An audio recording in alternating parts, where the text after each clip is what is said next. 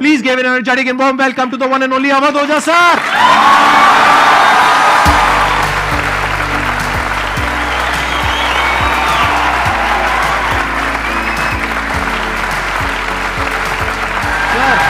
Sir hello sir, क्या हाल चाल? बैठिए जी, बैठिए। आइए। Thank you. इससे पहले कि ऑडियंस आपसे कुछ क्वेश्चंस पूछे, मेरे माइंड में एक क्वेश्चन आ रहा है। आईएएस में कितने लोग हैं जो हर साल उसके लिए अपीयर करते हैं? 5 से 6 लाख के आसपास। और सीट्स कितनी है?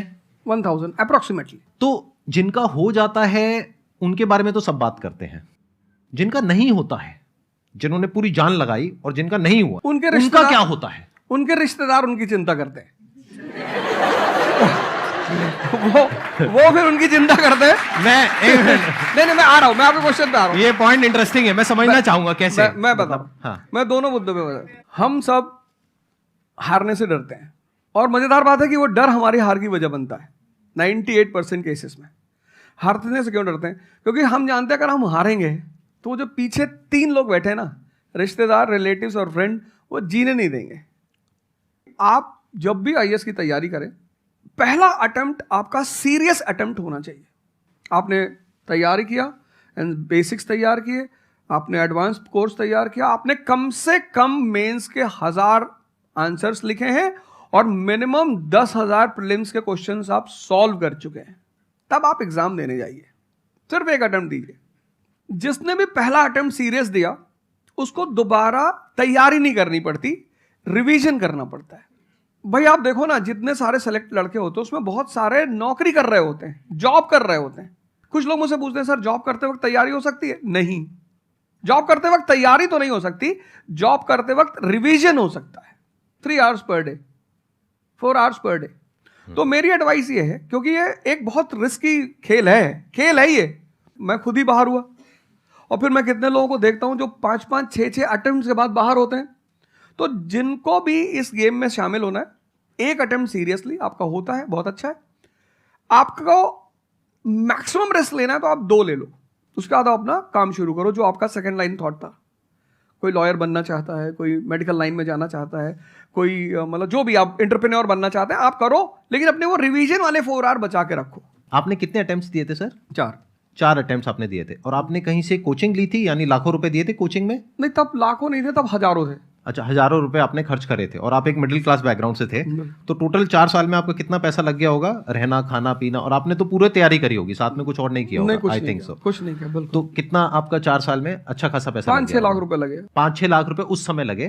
आज के समय पे अगर किसी को कोचिंग लेनी है तो आई थिंक इससे 3-4 गुना, 5 गुना आराम से लगेगा। आराम से लगेगा। तो 15-20 लाख रुपए उस इंसान का लग गया, और वो है एक मिडिल क्लास बैकग्राउंड से। अब वो कहीं ऐसा तो नहीं कि वो ना यहाँ करा ना वहां करा 4-5 साल बाद? हाँ, वही मैंने कहा कि अब आप, जब हमारे समय तो ठीक था, अब आप रिस्क पूरा नहीं ले सकते। You have to be cautious. अब इनको कॉशियस होना पड़ेगा कि ठीक है, जैसे बड़े सारे लड़के क्या करते हैं, वो 1-2 अटेम्प्ट ऐसे ही देते हैं। अब तो इनके पास 6 अटेम्प्ट है। ओबीसी हैं तो और ज़्यादा है, SC ST हैं तो और ज़्यादा है। और मैं कहूँगा आप किसी भी कैटेगरी से आते हैं, आप 2 अटेम्प्ट से ज़्यादा कभी मत मानिए। ये पॉइंट बहुत अच्छा है कि आइडियली आपको अपने माइंड में ये रखना है कि एक ही अटेम्प्ट है मेरे पास में, मैक्सिमम अगर आपकी फैमिली अफोर्ड कर सकती है तो 2 अटेम्प्ट है। बिल्कुल। उसके बाद में अपने काम पे ध्यान देना है, और इसको एज ए रिवीजन की तरह देखना है, मतलब इसको साथ साथ में चलाना है। ये नहीं कि अपने 5 साल या 6 साल लाइफ के सारे यही निकाल दिए और सारा पैसा घर वालों का लगा दिया, या उन्होंने खेत बेच दिया या लोन ले लिया। ऐसी बहुत कहानियां मैंने सुनी है सर लोगों की, और बहुत ही दर्द होता है ऐसी कहानियां देख करके। ऐसे लोगों की जो कहानियां हैं वो उसको सुन करके बहुत ही बुरा लगता है अंदर से। चलिए आगे बढ़ते हैं जी। Sir, I wanted to ask how to fight the basically fear that we feel. Like there are lot many fears that we face, not only in studies but in each aspect of life. There is some kind of fear. How to fight that? How to come back? How to have that courage in life? Fear बड़ी प्यारी चीज है। हमने कुछ words को बड़ा negative बना लिया है। जैसे अब बच्चा है 2 साल का, उसको तो फियर होता नहीं, उसे कुछ पता नहीं, उसने कोबरा देखा, जाके पकड़ लिया। वो तो बाद में घर वालों ने देखा तो पता चला कि भैया कोबरा पकड़ के घूम रहा है। लेकिन हम बड़े हो गए ना, अब हम कोबरा देखेंगे तो वो हमारी बॉडी की जो मैकेनिज्म है वो हमें वार्न करेगी, अलर्ट करेगी। That is natural fear. वो अच्छी चीज है। जिस चीज की आप बात कर रहे हो वो फियर नहीं है, वो ओवर थिंकिंग है। आज का जो युवा है वो फियर से परेशान नहीं है, वो ओवर थिंकिंग से परेशान है। अब ये ओवर थिंकिंग क्यों है, उस फैक्टर पे आते हैं। ओवर थिंकिंग की वजह क्या है? ओवर थिंकिंग की वजह यह है कि आज का समाज इतना एक्सपैंड कर चुका है। You are outside your house, तुमको तुम्हारी दोस्त मिल गई कि मैं कल लंदन से आई, क्या लाइफ है लंदन में यार, और मैं तो ये कर रही वो कर रही। आपको लगा हम ही पागल है यार, आईएएस की तैयारी कर रहे। फिर शाम को किसी फ्रेंड का फोन आ गया कि मैं तो अब ऑस्ट्रेलिया जा रही हूँ, मैं तो वहीं सेटल हो जाऊंगी। 90s में हमारे पास इतने स्कोप नहीं थे। हमारी जो लाइफ थी वहां ओवर थिंकिंग इसलिए नहीं थी, आपने भी सर देखा होगा, क्योंकि हमारे पास इतने स्कोप नहीं थे। आज तुम्हारी जनरेशन में यू हैव मल्टीपल फील्ड्स, मतलब इतने सारे फील्ड्स ओपन है। तो जब तुम घूम के चारों तरफ देखते हो और तुम देखते हो कि तुम्हारे ही साथ के लोग बड़ी सारी फील्ड में एक्सेल कर रहे हैं, काम कर रहे हैं, अर्न कर रहे हैं, तो तुम्हारा दिमाग भागना शुरू करता है। फिर क्या होता है, हमारे पेरेंट्स हमसे ज्यादा ओवर थिंकिंग करते हैं, क्योंकि बड़े हमको लेकर कॉशियस होते हैं। हाँ। एक हमने ओवर थिंकिंग की, हम अपना संभाल लें किसी तरह। हम घर के अंदर गए, मम्मी रो रही है कि वो निशा मिली थी, 20 लाख का पैकेज है उसका। दूसरा प्रेशर तुम्हारे ऊपर आ गया। ये जो प्रेशर हम मल्टीपल फेस करते हैं, तो एक तुम्हारा प्रेशर, एक माँ बाप का प्रेशर। पता लगा बुआ जी ने रात में फोन कर दिया, क्या कर रही हो जी? तुम सारे लोग प्रेशर से लड़ रहे हो इस वक्त, मल्टीपल फ्रंट पे। ये कोई फियर उयर नहीं है। ये प्रेशर दूर कैसे होगा, इस पे थोड़ी सी बात कर ले। जहां इंटरनल ताकत है वहां कॉन्फिडेंस है। आज का युवा क्या कर रहा है? बादाम का तेल लगा रहा है, बादाम की क्रीम लगा रहा है, बादाम का साबुन लगा रहा है, खा रहा गुटखा।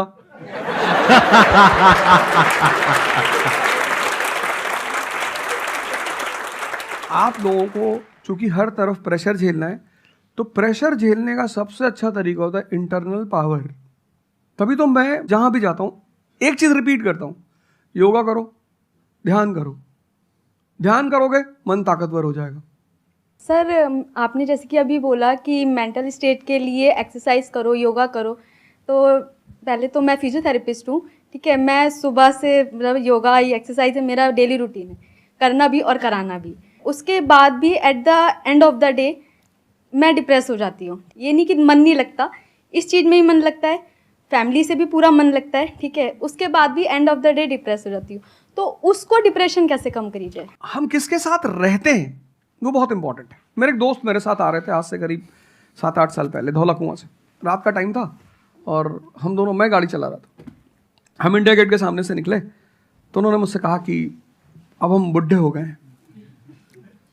मैंने गाड़ी रोकी, मैंने कहा उतरो। तो उन्होंने कहा कि क्या हुआ? मैंने कहा उतरो तो, उतरो जरा। उतर गए, मैंने दरवाजा बंद करो, चले गए। आज तक मैंने उनसे बात नहीं की। वो उनसे पूछते हैं आज, अब तो खैर बात ही नहीं होती, पर वो बहुत उन्होंने कोशिश की कि अवध क्या हुआ? तुम दिन भर अपने आप को मोटिवेट करती हो, काम करती हो, जब तुम वापस घर में आती हो, अपने समाज में जाती हो, तो सब तुम्हारे मेंटल स्टेटस का थोड़ी है, वो तुम्हारी सारी ऊर्जा को खींच लेते हैं। इसीलिए तो माँ बाप हमारी संगत पे बड़ा ध्यान देते हैं। तुम्हें लगता होगा कि माँ बाप कितने बदमाश हैं, माँ बाप भगवान हैं। उनका एक्सपीरियंस तुम अपने दोस्तों को लेके जाया करो उनके सामने। कोई अल्ट्रासाउंड क्या करेगा जितना माँ बाप करते हैं?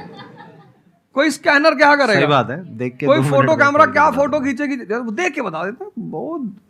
बहुत दुष्ट है ये। इसकी आंख के नीचे देखो, यहाँ निशान है, बहुत दुष्ट है ये। और वो लॉजिक भी बड़ी अच्छी सी देते हैं, कोई कुछ भी देते हैं लेकिन बड़ा अच्छा सा लॉजिक देते हैं। तो ये हमारे साथ होता है। इसलिए हमें पहले गुरुकुल भेजा जाता था, और आज की हमारी सोसाइटी इसको सिर्फ नेगेटिव दिखाई पड़ रहा है। मैं अभी अब घर गया था, हमसे लोग कह रहे भैया 24 का चुनाव लड़ोगे? मैंने कहा यार पॉलिटिकल पार्टियां कह रही कि तुम सीधे प्रधानमंत्री बन जाओ। अननेसेसरी परेशान किए हुए, अननेसेसरी दूसरों से मत। और ये एक जगह का नहीं है, ये यूनिवर्सल हो चुका है। तुमने कह दिया कि मैं आईएएस की तैयारी कर रही हूँ, अरे नहीं होता किसी का। तिवारी जी की लड़की दी थी, 2 साल बाद पागल हो गई। तुम इतने डिप्रेस समाज में रह रहे हो। वो तो महेश्वरी जी जैसे लोग हैं जिन्होंने बहुत लोगों को जिंदा कर रखा है। Thank you. जब आपको कोई सहारा नहीं होता, आपने टाइप किया संदीप महेश्वरी, एक वीडियो आ गया, आप रिलैक्स हो गए। जब आप इन्हें सुनते हो तो आपका टेम्परेचर हाई होता है। तो एक ही आदमी को आप सुनते हो ना जिससे टेम्परेचर हाई हुआ, हमको सुन लिया कुछ ज्यादा ही हाई हो गया।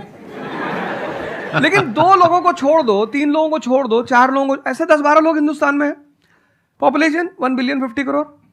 तो तुम 10 लोगों को सुनो और बाकी जो तुम्हारे साथ 500 जुड़े हैं वो तुम्हें तो नीचे ही ले जा रहे हैं। इससे बचो, अपनी सर्कल को थोड़ा सा रिजर्व करो। तुम किससे बात करते हो, कौन सा लिटरेचर पढ़ते हो, लिटरेचर पर ध्यान दो। जैसे मैं रश्मिरथ पढ़ता रहता हूँ, खाली हुआ, प्रसादों के कनकाब शिखर होते कबूतरों के ही घर।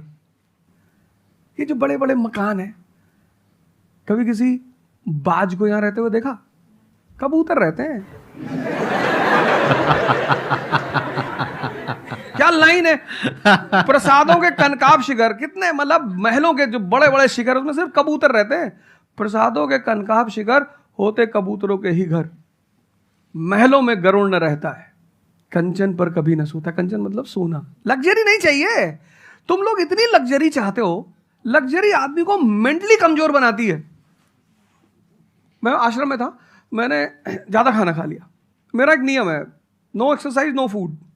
मतलब अगर मैं एक्सरसाइज नहीं करूंगा तो मैं खाना नहीं खाऊंगा। वहां एक बाबा जी, वो प्रेम में उन्होंने घी पे घी डालते चले, मैंने खा लो। फिर वो हुआ कि भाई यहाँ घूमेंगे, चारों तरफ जंगल है, डरा दिया इन लोगों ने। एक बार एक भालू एक आदमी की टांग काट के ले गया। अरे मैंने कहा आज कोई भालू वालू नहीं आएगा, मैं जाऊंगा। फिर मैंने 4-5 लोगों को तैयार किया अपने साथ, उनको थोड़ा मोटिवेट किया कि जंगल में घूमने से ऑक्सीजन लेवल बढ़ता है। वो लोग भी तैयार हो गए कि चलो। तो हमारे साथ एक साहब अमेरिका से आए हुए थे, वो भी वॉक करने निकले, बोले हम भी चलेंगे। मैंने कहा भाई साहब क्यों जा रहे हो? कहते हम भी चलेंगे। मैं उनका नाम नहीं लूंगा।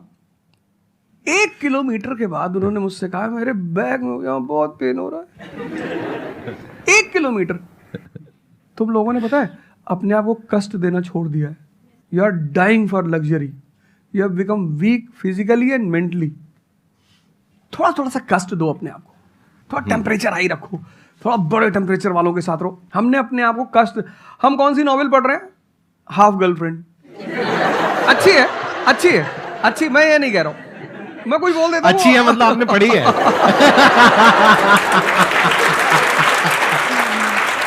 नहीं फिर कोई पकड़ निकाल लेगा, कोई वो क्लिपिंग निकाल लेगा, ओ गाली दे रहे थे उनको। नहीं, आपने बहुत सारी गलतियां कर दी, आपकी जनरेशन ने अपने को कष्ट देना छोड़ दिया। हाँ। आप पढ़िए बड़े बड़े लोगों, अंबेडकर को पढ़ो, उनका जीवन संघर्षों का, प्रभु राम का जीवन पढ़ो। ये सब संघर्ष, ये सब लोग हैं जिन्होंने जीवन में लड़ाइयां लड़ी हैं। आपने उनको साइडलाइन कर दिया। आप राणा प्रताप के बारे में कुछ जानते ही नहीं हो, आपको वो पोएम याद ही नहीं है, खूब लड़ी मर्दानी वो तो झांसी वाली रानी थी। आपको तो एक चीज बता दी, twinkle twinkle how I wonder. आप वंडर किए जा रहे हो पूरी जिंदगी में। आपने कहा कि पूरे दिन मैं अपना काम करती हूँ, दैट इज फिजियोथेरेपी जो आप करते हैं, और शाम तक आते आते आपको थोड़ा सा डिप्रेस फील होता है, थोड़ा सा डाउन फील होता है, तो उसके पीछे क्या रीजन है आप बताइए। जैसे कि मैं बाकी पेशेंट देखती हूँ पूरा दिन में, हाँ। बट जब मैं घर पे आती हूँ तो मैं अपने मम्मी पापा को देखती हूँ। ठीक है। जो मैं उनको कहती हूँ कि आपको ये एक्सरसाइज करनी है, ये करना है, आपके लिए ये ज़रूरी है, वो ये नहीं करते।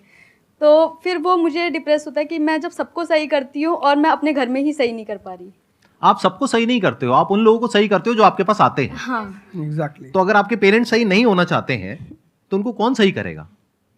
बेसिकली हमारी प्रॉब्लम क्या है कि जो नहीं करना चाहता उसको भी करवाना चाहते हैं। एग्जैक्टली। फॉर एग्जाम्पल, आप में से यहाँ पे कुछ लोग बैठे हैं और बैठे हैं जो कहते हैं कि भाई आप कुछ भी बोल दो, हम तो जैसे थे वैसे ही रहेंगे, उखाड़ लो जो उखाड़ सकते हो, आप अकेले आ जाओ, आप साथ में ओझा सर को ले आओ, आप 10 को ले आओ, हम तो नहीं बदलने वाले। उनका कोई कुछ कर सकता है? समझ गए? तो यहाँ पे किसका एक्चुअल में किसकी लाइफ बदलने वाली है? यहाँ पर हो सकता है कुछ साल बाद आप ही में से कोई यहाँ पर बैठा होगा, बट वो इंसान कौन होगा? जो खुद अंदर से बदलना चाहता है ना। Yes sir, thank you sir. Please have a seat, बैठिए। मेरा संदीप सर से ये क्वेश्चन है कि जैसे हम लोग जब आपकी वीडियोस देखते हैं तो हम लोग मोटिवेटेड हो जाता है कि हम लोगों को गवर्नमेंट से या फिर इन सब फील्ड्स में छोड़ के अपना कुछ स्टार्ट करना चाहिए जिससे देश में एंटरप्रेन्योर्स या फिर जॉब्स बढ़े। फिर हम लोग देखते हैं आप लोगों को कि भाई यूपीएससी में एक ऐसी पावर होती है जो हम करना चाहते हैं वहाँ पे हमको डायरेक्ट पावर मिलती है। जैसे कि मैं अगर एजुकेशन के फील्ड में कुछ अच्छा करना चाहती हूँ तो हमारे पास डायरेक्ट पावर होती है कि हम लोग वहाँ से कर सकते हैं। तो मैं ऐसा, मेरे पास ये क्वेश्चन फिर मतलब दोनों में कॉन्ट्राडिक्शन चलता रहता है। ना कॉन्ट्रडिक्शन नहीं चल रहा है, इसे कॉन्ट्रडिक्शन नहीं कहते, इसे कंफ्यूजन कहते हैं। मतलब एक गोल होता है ना, या फिर एक मतलब हमारे पास एक टारगेट होता है कि हम ये काम करने के लिए यूपीएससी में जा रहे हैं। नहीं, सरकार जो कहेगी वो करना है। हाँ, I was about to say that. आपका क्या गोल है? आप क्यों कर, और आप आपका नेता क्या थोड़ी है, target आपकी पार्टी का मैनिफेस्टो थोड़ी है, घोषणा पत्र। आप एक राजपत्रित अधिकारी हैं, गैजेटेड ऑफिसर। आपका जो मिनिस्टर होगा फोन मिलेगा, मैडम जी ये कस्तूरबा गांधी प्लान में अभी तक कितना काम हुआ? जी sir, I give the review in the evening sir. Okay, thank you, ठीक है मैडम, बाय, खत्म। सो आपका कहने का मतलब है कि जो सिविल सर्वेंट बनते हैं या आईएएस ऑफिसर बनते हैं उनके पास कोई पावर नहीं होती? पावर होती है जब तक जनता अपनी पावर नहीं समझती। आज की डेट में इस देश में पावरफुल कौन है? जनता। We the people of India solemnly resolve. Yes sir. ये जनता बेचारी पावर जानती है तो डीएम का ऑफिस में चले जाते, हुजूर इसको बेचारे को बताएं, नेता देखा, मेंबर ऑफ पार्लियामेंट देखा, क्या पैर छू लिए, तेरे फूफा है? नहीं भैया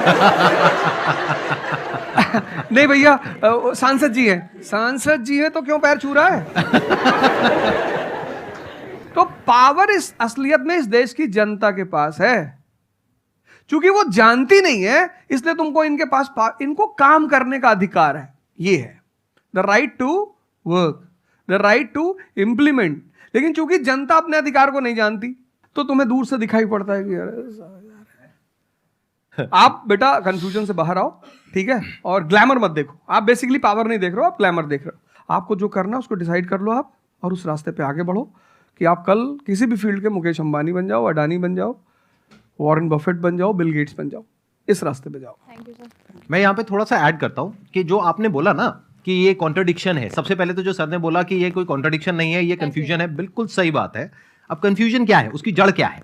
आप क्या कर रहे हो? आप बस हम लोगों की बातें सुन रहे हो। यहां से मैंने कुछ बोला, इन्होंने कुछ बोला, दोनों अलग अलग स्टैंड पॉइंट है। मतलब इस दुनिया में आर्ट्स भी है, साइंस भी है, कॉमर्स भी है। अब आप कहोगे अब तीनों में कॉन्ट्रडिक्शन है। अरे कॉन्ट्रडिक्शन नहीं है, अलग अलग लोगों के लिए अलग अलग स्ट्रीम्स है। डिपेंड्स अपॉन कि आपकी प्रेफरेंस क्या है, आपकी प्रायोरिटीज क्या है। तो आपको तीन चीजें देखनी पड़ेंगी, एक अपना पास्ट, अपना प्रेजेंट और अपना फ्यूचर। कि पास्ट में आपने कैसा परफॉर्म किया है। अगर आप पढ़ाई में बहुत अच्छे रहे हो तो आपको क्लियर नजर आएगा कि अच्छा मुझे पढ़ाई से रिलेटेड कुछ करना है, तो वहां से रास्ता क्लियर हो जाता है। बट अगर आपके दिमाग में 24 घंटे बिजनेस आइडियाज घूमते रहते हैं, जहां भी जाते हो वहां पे गोलगप्पे खा रहे होते हो, आपके दिमाग में चल रहा होता है अबे इतने पैसे ले लिए, उसमें से इतने का गोलगप्पा, इतने का पानी है, पानी तो इतना फ्री होता है, मेरे से लिया 20 रुपए, ये तो 5 रुपए का काम है, तो 15 रुपए इसके पास में गए, कितने लोगों ने एक दिन में खा लिए, इतने पैसे कमा लिए, व्हाटएवर। अगर इस तरह का आपका माइंडसेट है तो वहां पे एंटरप्रेन्योरशिप, स्टार्टअप, इन सब चीजों का बेनिफिट है। तो हर रास्ता हर एक के लिए नहीं होता है। तो ये आपको कैसे समझ आएगा? अपने पास्ट को देख करके। दूसरा, अपने प्रेजेंट को देखो कि आपके पास में क्या रिसोर्सेज हैं। सोचने से क्या होता है, आपको ये भी तो देखना पड़ेगा आपके पास में क्या रिसोर्सेज हैं। उसके बेस पर आप सोच सकते हो ना। कल को आप कहो कि मैं एक टेलीकॉम कंपनी लॉन्च करूंगी जो कि जियो को कंपटीशन देगी, ठीक है, सोच लो। कुछ नहीं होगा। क्या है पीछे, बैकग्राउंड क्या है, आपके पास में क्या रिसोर्सेज है, how are you going to compete. तो आप फालतू में कुछ भी सोच रहे हो ना। तो यहां पे कॉन्ट्रडिक्शन क्या है, कंफ्यूजन क्या है? कुछ भी नहीं। तो जब आपके रिसोर्सेज ही आपको अलाउ नहीं कर रहे वो करने के लिए, तो सोच क्यों रहे हो? तीसरा, फ्यूचर में आप अपने लिए कैसी लाइफ चाहते हो। जैसे सर ने कहा कि पावर नहीं मिलती है वहां पे सर्व करना होता है। इस गलतफहमी से बाहर आ जाओ कि वहां पे पावर मिल जाएगी। पावर तो पूरी की पूरी एक हिरार्की है, जिस हिरार्की में टॉप पर पब्लिक बैठी है एक्चुअल में, वो हमें पता ही नहीं है। हमारे हाथ में पावर है, किसको वोट करना है, किसको पावर में लेकर के आना है। फिर उनकी पावर के अकॉर्डिंग आगे पावर का डिस्ट्रीब्यूशन होता है, पॉलिसीज का डिस्ट्रीब्यूशन होता है, फिर उसको इंप्लीमेंट करना होता है। तो आपको देखना है कि आपको एग्जैक्टली लाइफ में चाहिए क्या है। कि अगर आपका माइंड है बहुत ज्यादा क्रिएटिव, कि आपको हमेशा दिमाग में आइडियाज घूमते रहते हैं कि कुछ अजीब करना है, कुछ अलग करना है, ये करना है, वो करना है, तो फिर वो रास्ता आपके लिए नहीं है। क्योंकि वहां पे आपके पास में पावर नहीं है, रिस्पॉन्सिबिलिटी है। But once you go in the entrepreneurship space, वहां पे रिस्पॉन्सिबिलिटी नहीं है, वहां पे पावर है, पावर टू क्रिएट। अब आपको देखना है कि एट द एज ऑफ 42, 48 आप किसके जैसा बनना चाहते हो।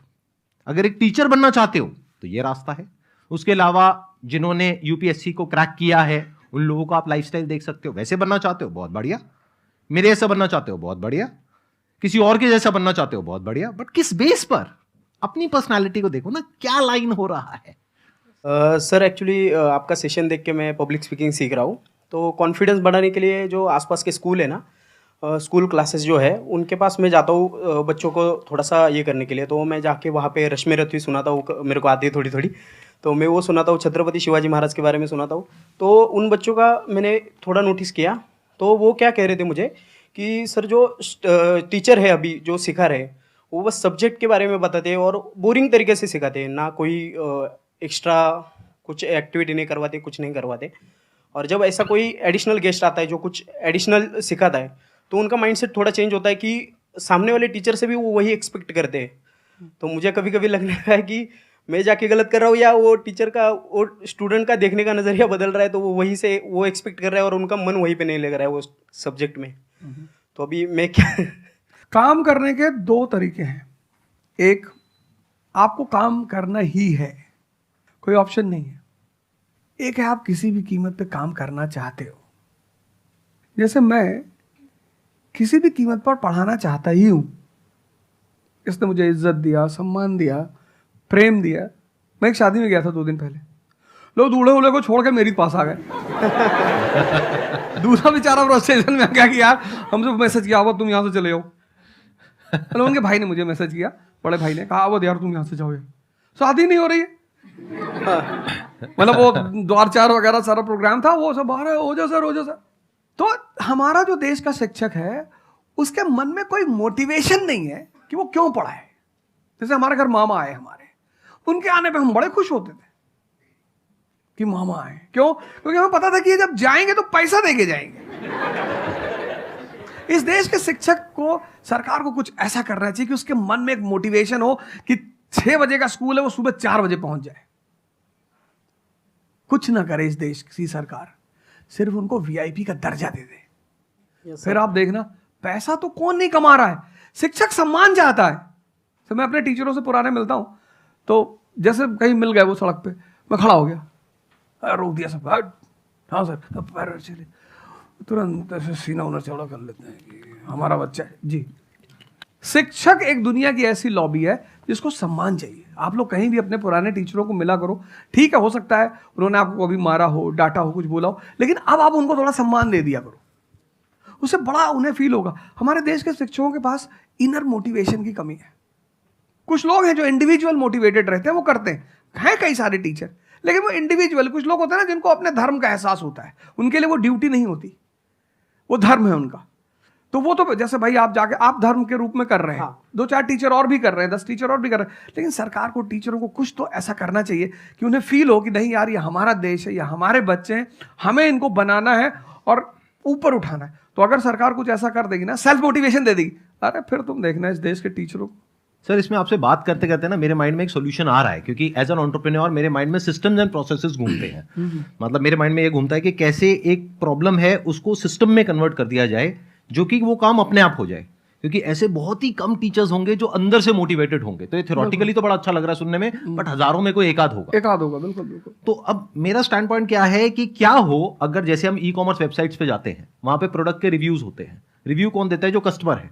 तो टीचर का रिव्यू कौन दे सकता है? जो बाहर बैठा है उस कमरे से वो, या जो कमरे के अंदर बैठे हैं। तो अगर कुछ ऐसा सिस्टम हो जाए, एक ऐसा प्लेटफॉर्म बन जाए गवर्नमेंट का जहां पे सारे टीचर्स लिस्टेड हो और based upon the number of reviews and the quality of reviews उनको रिवॉर्ड दिया जाए अच्छा ऑटोमेटिकली। कि मतलब जो नंबर 1 पे आया उसकी सैलरी डबल, कि अगर उसकी 50,000 है तो 1 लाख। बहुत अच्छा सोल्यूशन। और जिसके इतने रिव्यूज आए, यानी जिसके 4 स्टार या उससे ऊपर आए, उनकी सैलरी सीधा डबल हो गई। तो फिर देखो क्या मजा आता है। फिर हिस्ट्री पढ़ाने का जो स्टाइल है ना, वो सारे टीचर्स आएंगे अवध ओझा सर के चैनल पर और आकर के सीखेंगे भाई क्या कहानी है ये, ऐसे कैसे पढ़ाएं कि बच्चे दीवाने हो जाए। और फिर अपने आप को अपग्रेड करेंगे। नहीं तो अपग्रेड करने की मोटिवेशन कहाँ है? जैसे एक एंटरप्रेन्योर होता है, उसके पास में तो मोटिवेशन होती है कि अगर मैंने अपने जो भी प्रोडक्ट है, सर्विस है या काम है, उसको अपग्रेड किया तो करते ही मेरे को इमीडिएट रिवॉर्ड मिलेगा। जैसे सेल्स टीम में अगर आप कहीं पर काम करते हो, कितने लोग सेल्स डिपार्टमेंट में है, अलग अलग कंपनी में जो जॉब कर रहे हैं, तो सेल्स में इंसेंटिव का एक सिस्टम होता है। तो वहां पर क्लियर पता होता है कि मैंने ये टारगेट अचीव किया तो ये है। तो एक क्लियर कट टारगेट होना चाहिए which is measurable, not theoretical but actual, objective not subjective. कि ऑब्जेक्टिव एक टारगेट होना चाहिए in terms of numbers which can be calculated, and a transparent system जहां पे स्टूडेंट्स वोट करेंगे और जो टीचर्स जीतेंगे पूरे इंडिया लेवल पे या स्टेट लेवल पे उनको बुला करके, जो हमारे देश के प्रेसिडेंट हैं या प्राइम मिनिस्टर हैं, वो आकर के रिवॉर्ड देंगे। Yes sir.